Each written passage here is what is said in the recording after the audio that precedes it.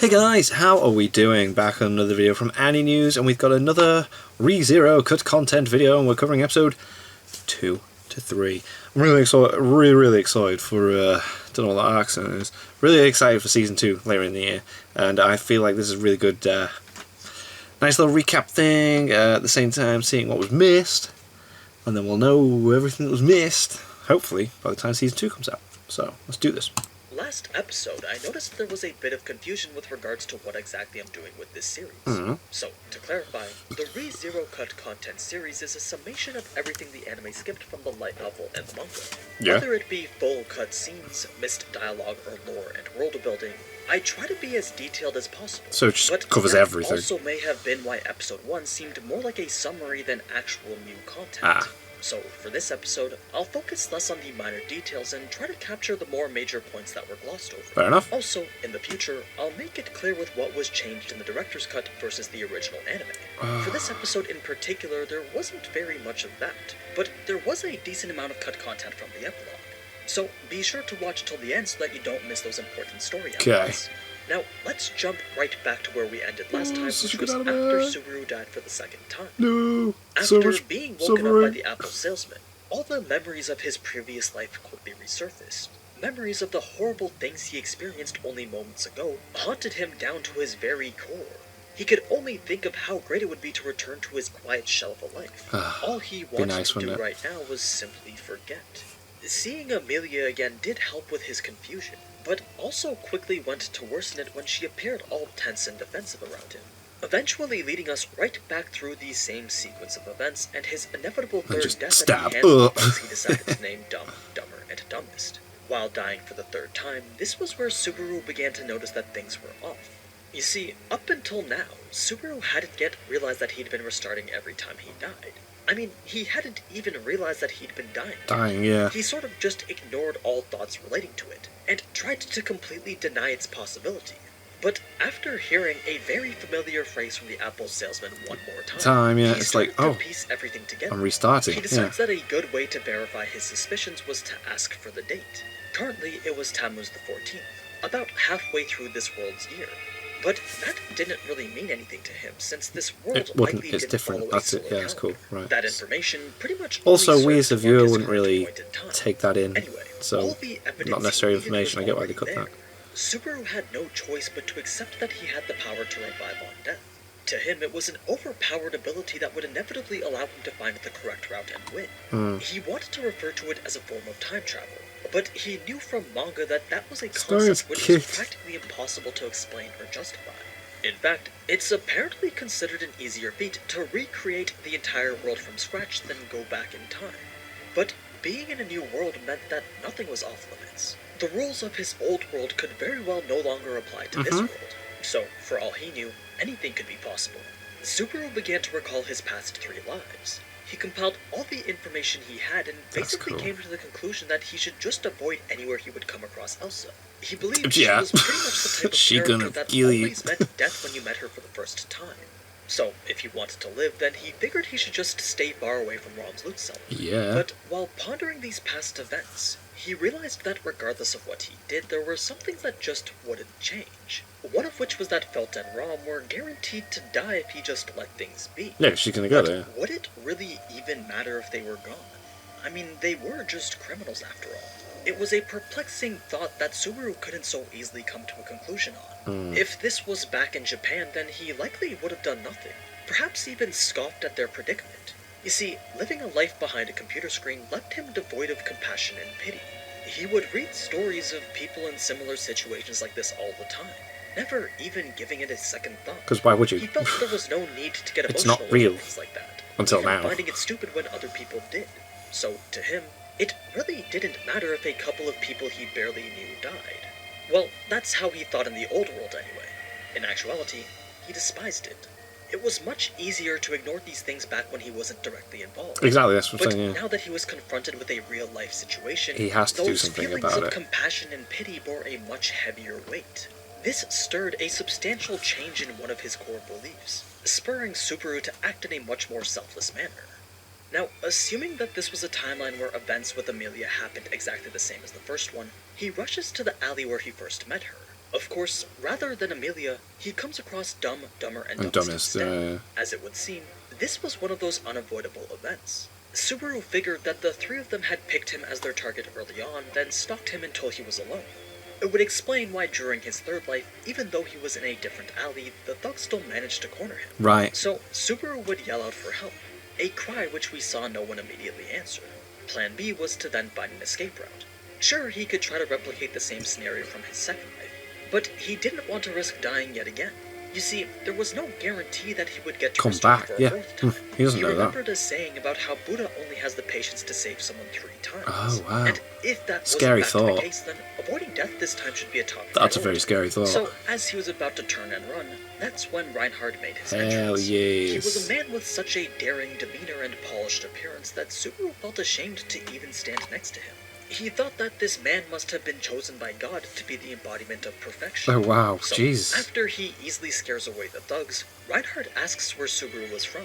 Since saying that he was from the Far East didn't work too well with Amelia, Subaru decided to answer that he was from a place so far east that no one had ever seen it before. Oh wow. Reinhard could only assume that he was from a place beyond the Grand Cascade, an iconic location that will become more prevalent in In season 2, is that what it? Though, Ah. right now, Ooh. Subaru had no idea what Oh, wow, or where that's the Grand interesting. Cascade was. Really, all he could Why do not was put that in nod the his original head. anime then, and Then then the rest of the us conversation as viewers followed would... as we saw. Ah. Subaru then left to go in search of Felt's hideout. I'm so looking After forward to questioning 4 people, he was able to verify its location and confront Felt.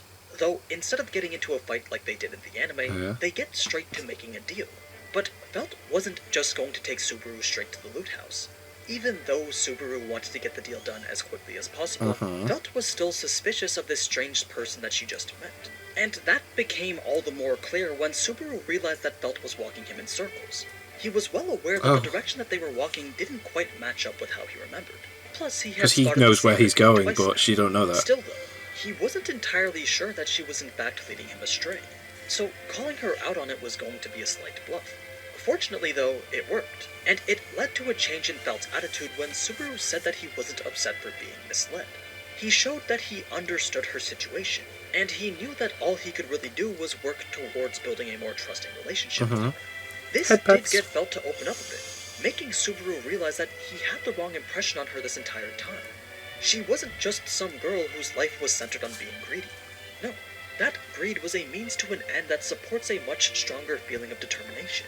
And seeing Felt's resolve firsthand worked to boost his own determination as well. Must After that, be they arrived good. at Rom's place and got his cell phone appraised. Subaru was about to grab the badge and leave, when Felt found it a bit suspicious that he was in such a rush.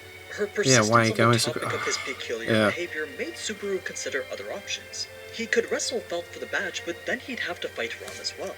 Other than that, his only other option was to be honest.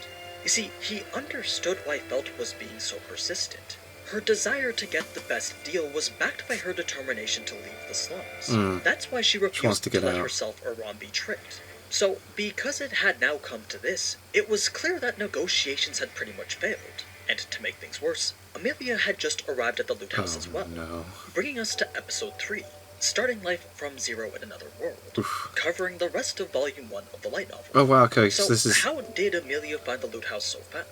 Even under normal circumstances, without any Subaru-based intervention, it still should have Subaru-based, taken like, a not, bit not the longer. car. Well, what happened was because Subaru rushed Felt straight from her shack to Rom's place, she wasn't able to hire people to divert Amelia away from the loot cellar. Right. This was a precaution that she would always take, and it's what gave her enough time to get through negotiations with Elsa.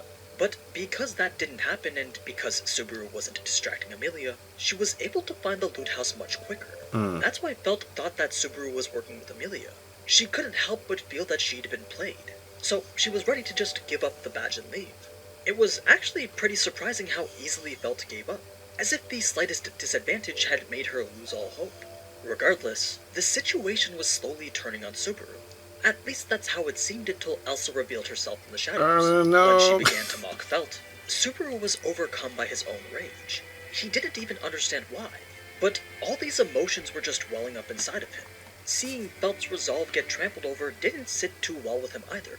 Plus, he also carried a bit of a grudge from his last So 2 much experiences. Suffering. But more than anything, he was buying time for Punk's attack. Suffering. An unrelenting barrage of ice that looked far superior to any magic that Amelia Go had ahead, cast lad. before.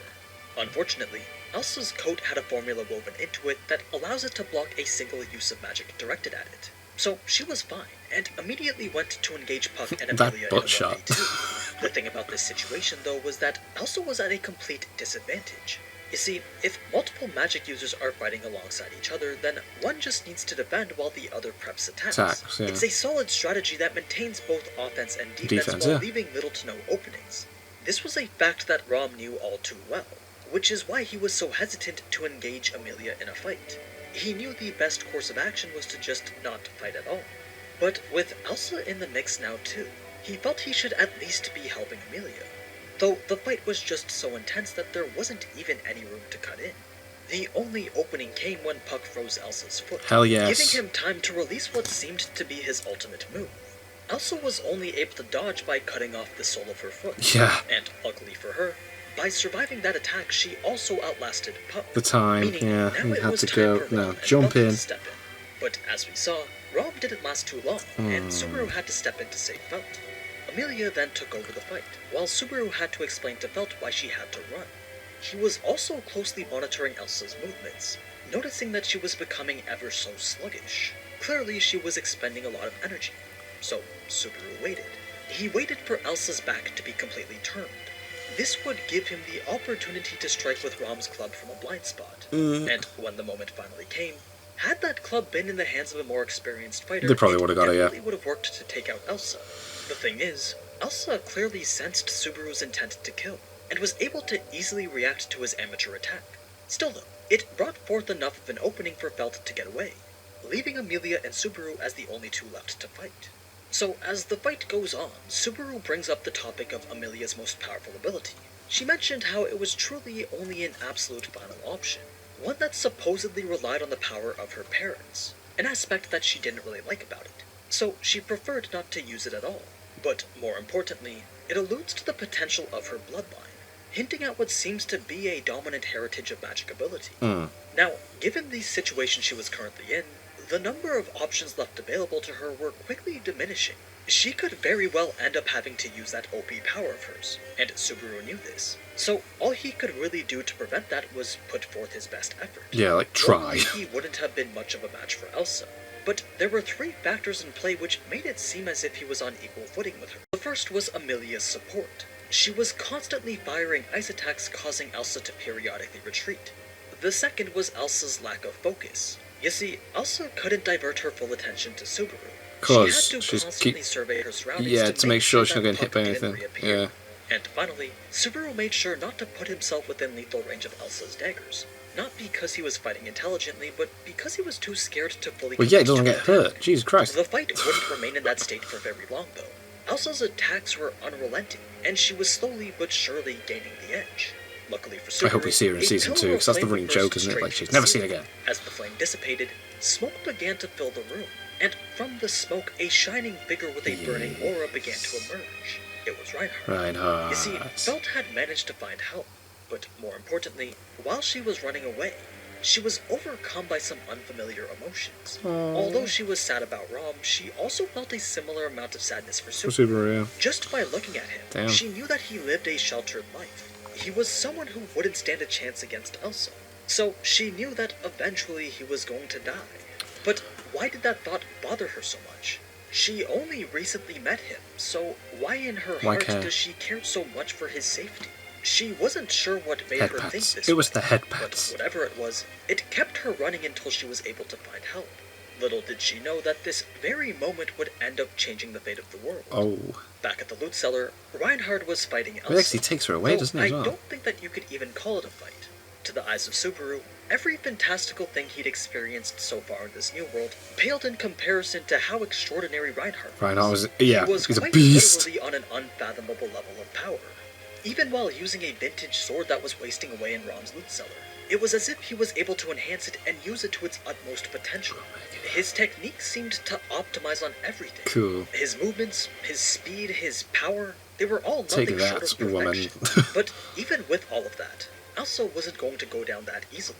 She elevated her own abilities to what seemed was godlike.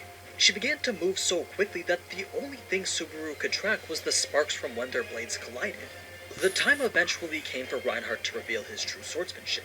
And when he did, the space around Subaru became distorted.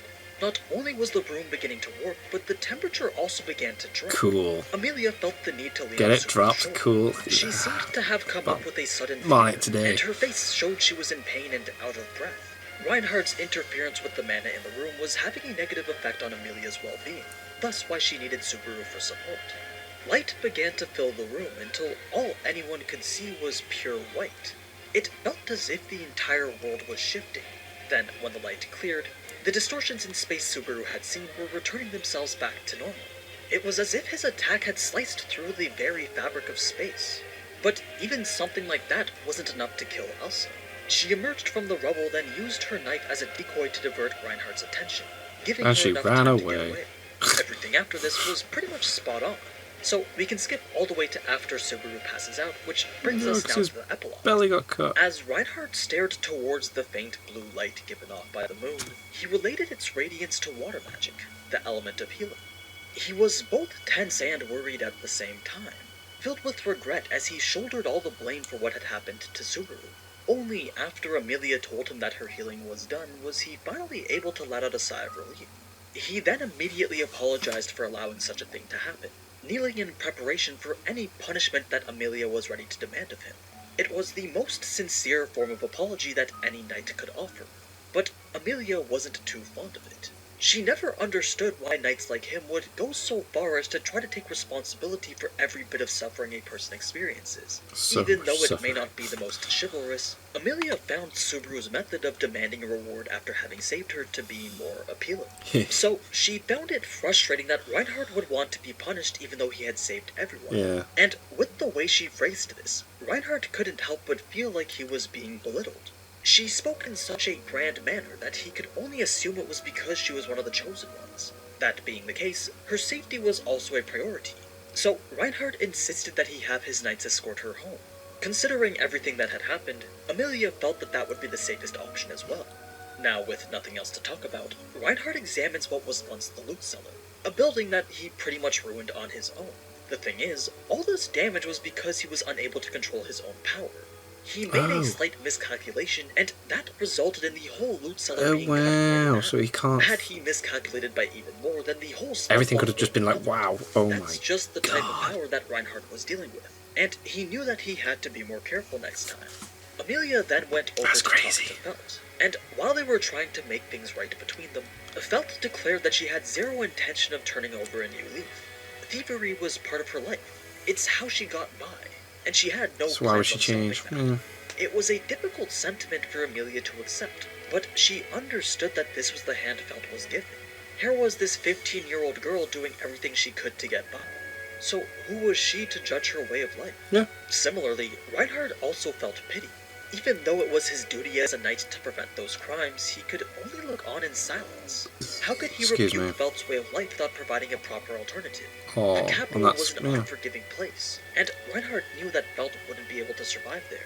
Because of that, he was willing to let her be. But that all changed when she pulled out the insignia.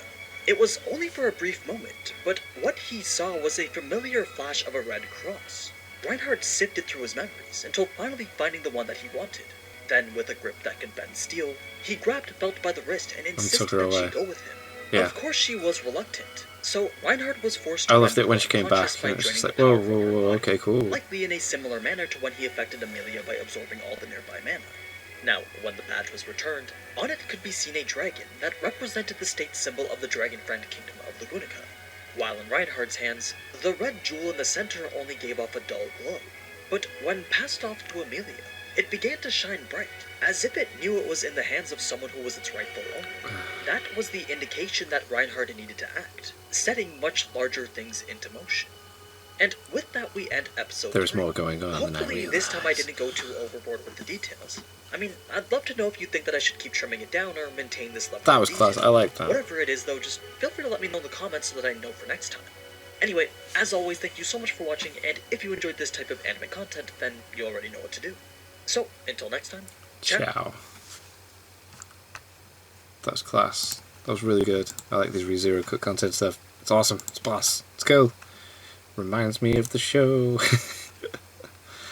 That was cool. I don't, that bit where he Reinhardt thought he must have been from a certain area. Is that what he said, and had the name for it, and then apparently that is going to be brought up in season 2. Makes me think, ugh, if that's the case, then they should have mentioned it in the anime. But oh well. I'm glad I'm watching these because that's really interesting. But yeah, next ReZero Cut content will cover that. Thank you guys very much for watching. What did you guys think of that? What did you guys think of ideas? Click like, subscribe if you haven't already. Leave comments down below. Limit I should watch and discuss in future videos. And I'll see you guys. Next time.